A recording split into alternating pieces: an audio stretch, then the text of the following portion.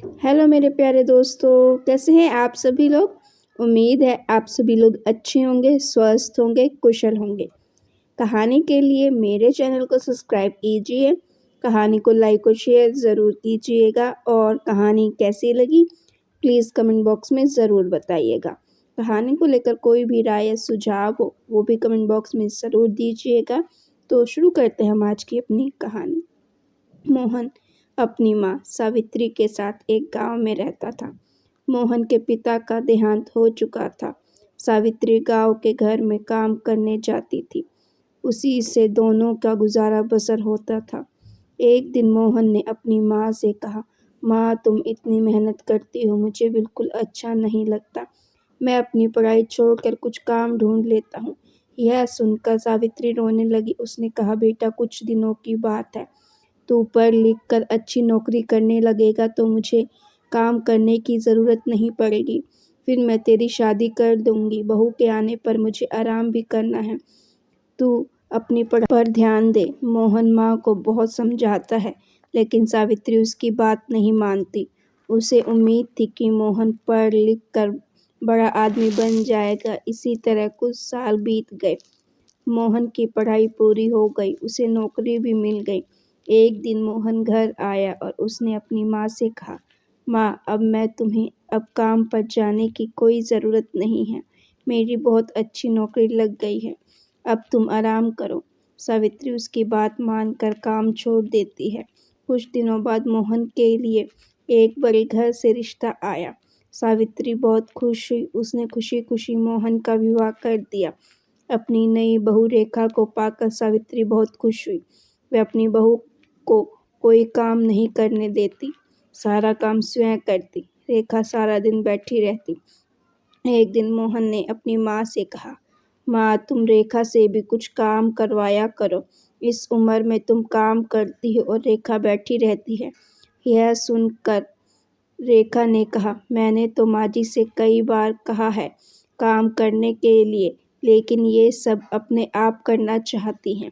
मोहन के कहने पर रेखा अगले दिन से सावित्री के साथ घर के काम करने लगी।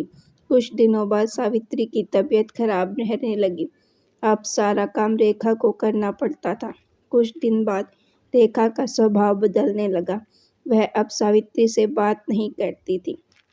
एक दिन सावित्री ने पूछा, बहू क्या बात है, तू मेरे से बात नहीं करती। तब रेखा ने कहा, आपको पता है मैं कितने बड़े घर से आई हूँ और कितनी पढ़ी लिखी हूँ। तुम लोगों ने मुझे नौकरानी बना दिया है। यह सुनकर सावित्री ने कहा, बहू कुछ दिनों की बात है, मैं ठीक हो जाऊंगी, उसके बाद मैं सारा काम कर लूंगी, लेकिन अभी तो मैं बिस्तर से उठ भी नहीं पा रही हूँ। तब रेखा बोली, हाँ हाँ यह सब बहाने मैं खूब समझती हूँ। मैंने काम करना शुरू किया तो आपने सारा काम मेरे ऊपर डाल दिया। यह कहकर रेखा अपने कमरे में चली गई। उस दिन उसने खाना भी नहीं बनाया। शाम को जब मोहन घर आया तब रेखा ने कहा, सुनो जी, मैं इतना काम नहीं कर सकती, इसीलिए मैं अपने पिता के घर जा रही हूँ। तुम्हें अपनी माँ की सेवा करनी है तो करो, मुझसे यह सब नहीं होगा।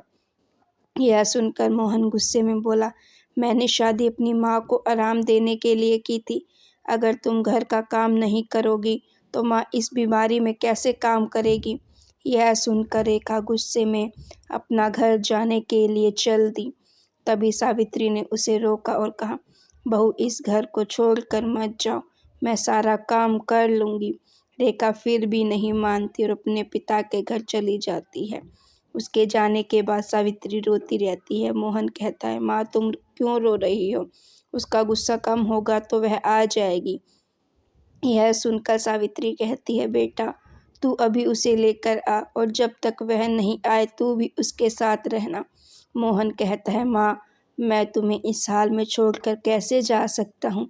लेकिन सावित्री कहती है, तुझे मेरी कसम, नहीं तो मैं अन्न जल त्याग दूंगी और मर जाऊंगी।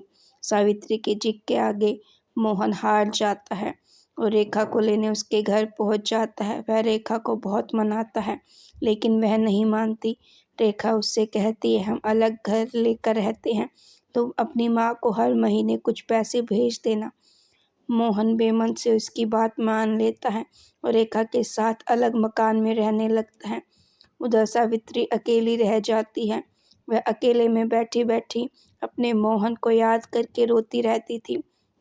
एक दिन सावित्री के घर पर कोई दरवाज़ा खटखटाता है। सावित्री दरवाज़ा खोलती है तो देखती है सामने रेखा का भाई राजेश अपनी पत्नी के साथ खड़ा था। वो दोनों अंदर आकर सावित्री से पूछते हैं, माँ जी, दीदी कहाँ हैं? सावित्री उसे सारी बात बता देती है। यह सुनकर राजेश कहता है, माँ जी, मैं सोच भी नहीं सकता था मेरी बहन ऐसा करेगी। मैं तो अपनी पत्नी के साथ शहर में रहता हूँ। आज दीदी से मिलने का मन हुआ तो यहाँ चला आया और इतनी बड़ी बात मेरे माता पिता ने भी मुझे नहीं बताई। यह कहकर वह चला जाता है। कुछ दिन बाद रेखा अपने पिता के घर जाती है। वहाँ उसे राजेश व उसकी पत्नी मिलती है। रेखा अपने भाई भाभी को देखकर बहुत खुश होती है और कहती है, भैया आप कब आए? मुझसे मिलने क्यों नहीं आए? और माँ पिताजी कहाँ हैं? तब राजेश ने कहा, मेरी पत्नी माँ पिताजी के साथ नहीं रहना चाहती थी, इसीलिए मैंने उन दोनों को घर से निकाल दिया। और तू भी अब कभी यहाँ मत आना। यह सुनकर रेखा के होश उड़ जाते हैं। वह रोने लगती है और कहती है, भैया आप मुझे इतना प्यार करते थे, अब कैसी बातें कर रहे हो? और इस उम्र में माँ पिताजी कहाँ जाएंगे? आप उनके साथ ऐसा कैसे कर सकते हो? तब राजेश कहता है, जब तूने अपनी सास के साथ ऐसा कर सकती है तो मैं क्यों नहीं कर सकता? मैं भी तो तेरा भाई हूँ। यह सुनकर रेखा को अपने किए पर बहुत पछतावा होता है। वह भागकर अपने घर पहुँच जाती है और मोहन के पैरों में गिर जाती है। मोहन के पूछने पर वह सारी बात उसे बता देती है और कहती है, मुझे माफ़ कर दो और माँ जी के पास ले चलो। मैं उनसे माफ़ी मांग लूँगी। मेरे किए की सज़ा मेरे माता पिता को भी भुगतनी पड़ रही है, जाने वे किस हाल में होंगे। मोहन रेखा को लेकर अपने घर पहुंच जाता है। घर में घुसते ही सावित्री के पैरों में गिर जाती है और अपने किए व्यवहार के लिए माफ़ी मांगती है। तभी दूसरे कमरे में राजेश अपनी पत्नी और माता पिता के साथ बाहर आता है। उन्हें देखकर रेखा रोने लगती है।